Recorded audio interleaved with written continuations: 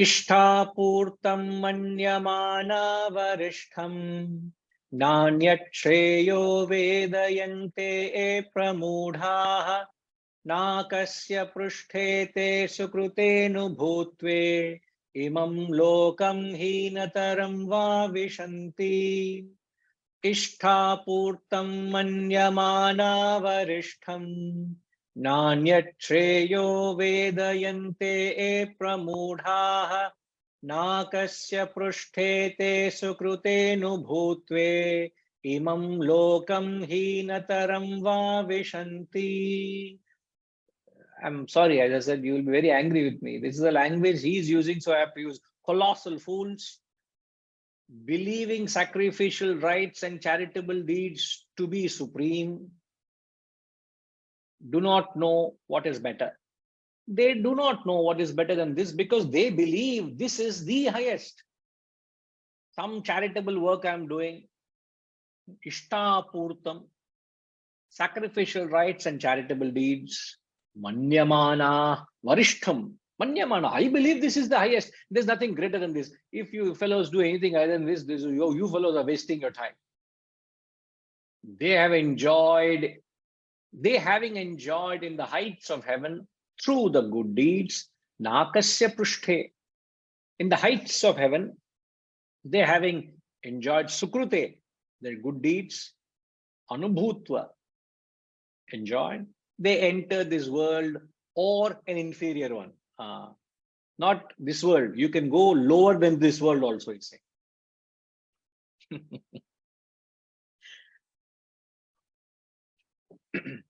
Imam lokam heenataram va vishanti. Heenataram, you can be devolved into a lower world also. So watch out. So the now here I took reference to the various sacrificial rites, the various charitable deeds. All of you are involved in doing some kind of charity to the society, performing certain sacrificial activities. The various yajnas, the various yagas, the various activities that you perform, he classifies it under the lower, which is where it falls under Smriti, where you follow tradition, you follow various ritualistic practices. But the Shruti is superior text, which are the corpus of the Vedic knowledge, the Upanishads, the Brahmanas, the Aranyakas. This is the authority, which is what we are reading. The authority of these textbooks, there's no argument, there's no discussion. So he says, they having enjoyed in the heights of heaven,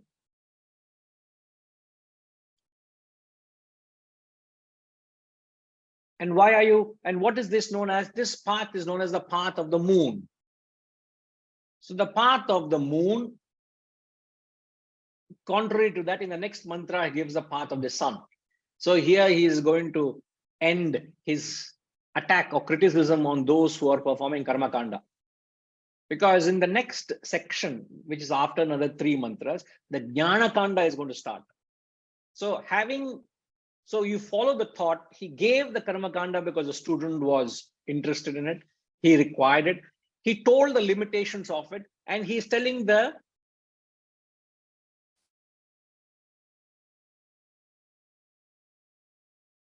shortcomings.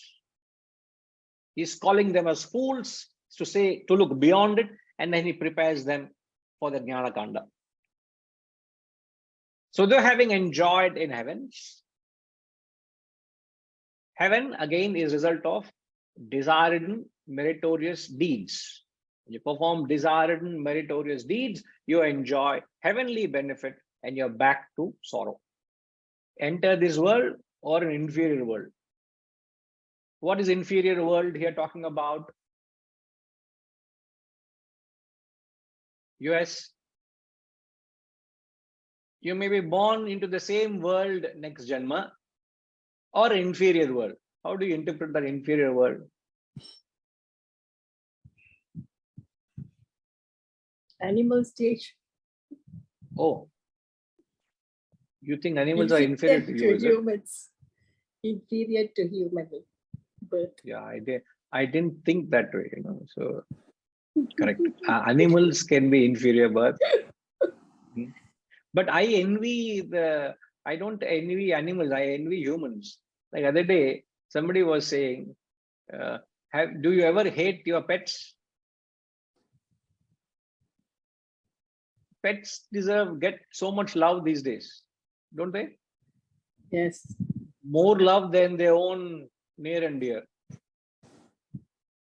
So how can you call them inferior? In fact, they're superior.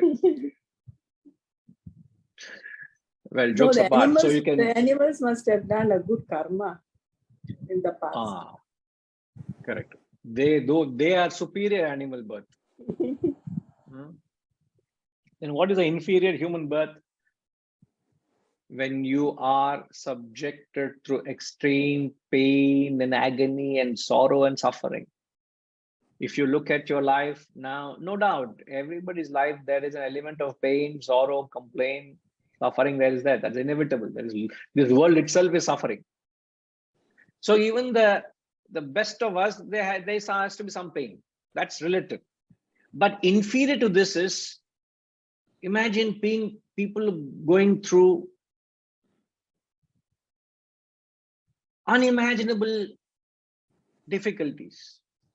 You find people who are born physically disabled. What could be the life that they would lead? Stop their life. They have no limbs. They're born blind or with disease, or they, I often say this, when you see some beggars, in their extreme situation, you do what you think is right, but that apart, a strong thought that should come to is, what has this man done to deserve that kind of a life? What has he done? This is what it means. So don't ride high on the punya that you acquired because of certain meritorious deeds. This is going to be burnt away. This will pass. You will come back to where you belong, which may be a relative state of happiness or a worse state, which is inflicted with sorrow and suffering. So he's trying his best to dissuade you to get into these meaningless rituals and inject knowledge. That's the whole attempt. That's the reason he's becoming very dramatic. He's trying to make us think. You get it, ma? Yeah, but Guruji, you say normally after you say that the wisdom we acquire in your next birth, that is one of the advantages. So this is all punya, isn't that? Punya is, what is punya? It's just fruits of your meritorious deeds. So the punya is the fruit that you acquire. You eat the fruit, means you enjoy the fruit. That's no more fruit, gone. So come back to square one. But wisdom is not like that. Wisdom is permanent. The punya, they perish, not the wisdom.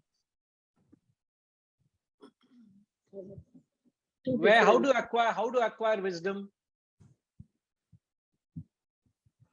It's through reasoning and no, I'm saying how do you acquire wisdom? How do you acquire punya papa? We said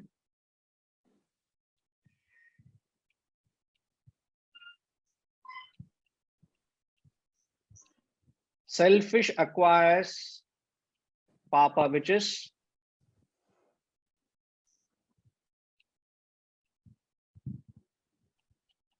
right. You perform unselfish, you acquire punya, which is merit. You perform selfless actions, you acquire wisdom.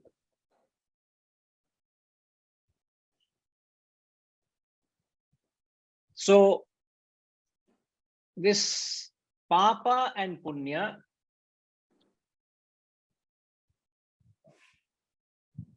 these two are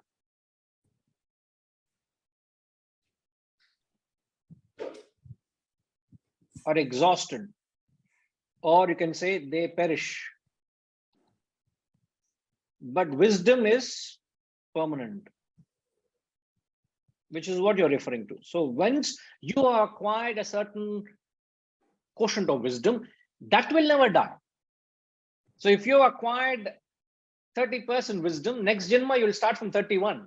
But punya or papa, you will have to exhaust it and you'll come back to ground zero. That is carried forward. But you see, unselfish, we are evolving, isn't it, from selfish to unselfish. So we are doing a lot of good. So how can we go to an inferior world? No, the good you do is just the fruits of your unselfish actions. But you're left with, again, what are you left with? Let's say I have an X unselfish desires. I act on the unselfish desires. What does it do? It creates for me X amount of punya, which is rewards. I enjoy the rewards. What am I left back with? Am I not left with unselfish desires? That is the fuel I have with me, isn't it? The unselfish desires do not get exhausted. I'm left with them. The punya and the papa get exhausted. I hope you get it. So what is exhausted is the punya and the papa, but the selfish and the unselfish desires remain. We remain. But when you perform selfless actions, the desires are exhausted.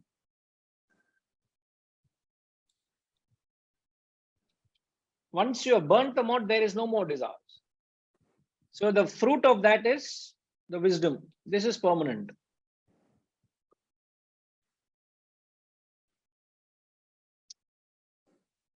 You're able to get it. Yes. So therefore, the accent always is in get to the knowledge, get to the vidya.